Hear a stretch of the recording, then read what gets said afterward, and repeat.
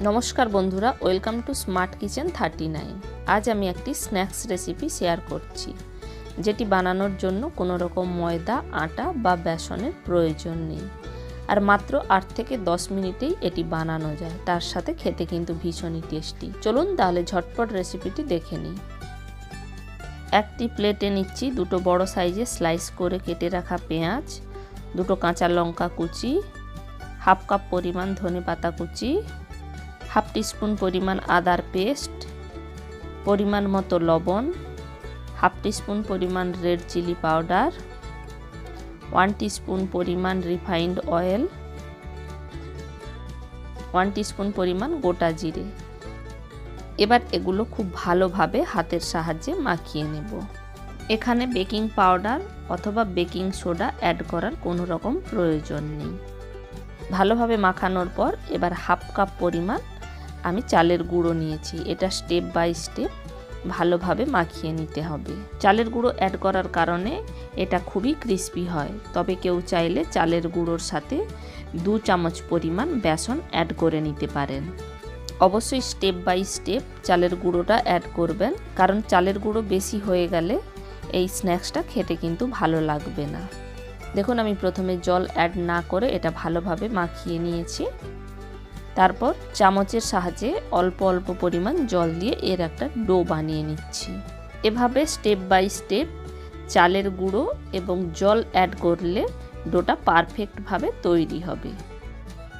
এখানে 1/4 কাপ আমি জল অ্যাড করে এটা মাখিয়ে নিলাম।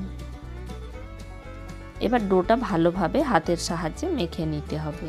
আমার এই ডোটা বানানোর জন্য হাফ কাপ পরিমাণ চালের গুঁড়োর কিছুটা পরিমাণ চালের গুঁড়ো অবশিষ্ট রয়ে গেছে। প্রথমে আমি সাদা তিল অ্যাড করতে মিস করে গেছি, তাই এই পর্যায়ে এসে হাফ টিস্পুনের একটু বেশি পরিমাণ সাদা তিল অ্যাড করে নিলাম। আপনারা প্রথমে এটা অ্যাড করে নেবেন। আবারও হাতের সাহায্যে ভালোভাবে এটা মাখিয়ে নিলাম। এবার হাতে অল্প পরিমাণ রিফাইন্ড অয়েল মাখিয়ে নেওয়ার পর এই বড় ডো থেকে ছোট ছোট আকারে টিক্কি বানিয়ে নেব। আপনারা টিক্কির সাইজগুলো ছোট বা বড় নিতে পারেন। আমি এই শেপে টিক্কিগুলো বানিয়ে নিচ্ছি। এবার একটি হাতের তালুর ওপর রেখে এইভাবে গোল করে নিচ্ছি। দেখুন, আমি মিডিয়াম সাইজের টিক্কিগুলো বানাচ্ছি।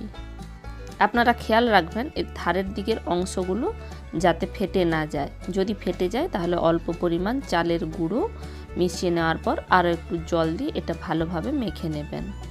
এই একই প্রসেসে আমি বাকি টিক্কিগুলো গড়ে নিচ্ছি। তবে আপনারা চাইলে টিক্কি বানানোর সময় আরও কিছু সবজি ছোট ছোট করে কেটে অ্যাড করে নিতে পারেন। আর যদি এইভাবে টিক্কি রেডি করে ফ্রিজে রাখতে চান তাহলে গড়ে নেওয়ার পর একটি এয়ারটাইট কন্টেনারে টিস্যু পেপার বিছিয়ে তার উপর টিক্কিগুলো রেখে ওপর থেকে একটি টিস্যু পেপার দিয়ে নর্মাল ফ্রিজে এটাকে রেখে দিতে পারেন 3 থেকে 4 দিনের জন্য। তারপর ভাজবার 1 ঘন্টা আগে এটাকে রুম টেম্পারেচারে বের করে রেখে দেবেন। সমস্ত টিক্কিগুলো রেডি হয়ে গেছে। চলে যাব নেক্সট প্রসেসে। গ্যাসে একটি কড়াই বসিয়ে তাতে দিয়ে দিচ্ছি পরিমাণ মতো রিফাইন্ড অয়েল। আমি এগুলো যেহেতু ডুবো তেলে ভাজবো তাই একটু বেশি পরিমাণ তেল দিয়ে তেল গরম করে নিয়েছি মিডিয়াম ফ্লেমে। এবার এই তেলে টিক্কিগুলো দিয়ে দিচ্ছি, তবে একসাথে বেশি পরিমাণ টিক্কি দেব না, তাতে টিক্কিগুলো ভেজে নিতে ভীষণই অসুবিধে হবে। এক সাইড ভেজে নেওয়ার পর অপর সাইডটাও উল্টে নিচ্ছি। এইভাবে 3 থেকে 4 বার উল্টে পাল্টে ভেজে নেব টিক্কিগুলো। এই টিক্কিগুলো ভাজতে কিন্তু খুব একটা বেশি সময় লাগে না এবং সামান্য উপকরণ দিয়ে এগুলো বানানো যায়। দেখুন, টিক্কিগুলো ভাজা হয়ে গেছে। এগুলো ক্রিস্পি হওয়া পর্যন্ত ভেজে নিতে হবে এবং গোল্ডেন ব্রাউন কালার হয়ে যাওয়ার পর এগুলোকে আমি ছান্তার সাহায্যে ভালোভাবে তেল ঝরিয়ে উঠিয়ে নিচ্ছি। আবারও একই প্রসেসে বাকি টিক্কিগুলো ভেজে নেব। সমস্ত টিক্কিগুলো আমার ভাজা হয়ে গেছে। দেখুন, দেখতে কিন্তু ভীষণই সুন্দর হয়েছে আর খেতেও তেমনই টেস্টি। আপনারাও বাড়িতে অবশ্যই একই প্রসেসে এই টিক্কিগুলো বানাবেন। আর এগুলো টমেটো কেচাপ অথবা টমেটো সস বা গ্রিন চাটনির সাথে সার্ভ করতে পারেন। আর ভিডিওটি কেমন লাগলো কমেন্ট করে জানাতে ভুলবেন না। ভিডিওটি ভালো লাগলে লাইক, শেয়ার, কমেন্ট এবং অবশ্যই চ্যানেলটি সাবস্ক্রাইব করে নেবেন নিত্য নতুন ভিডিও পাওয়ার জন্য। সম্পূর্ণ ভিডিওটি দেখবার জন্য ধন্যবাদ। ভালো থাকবেন, সুস্থ থাকবেন।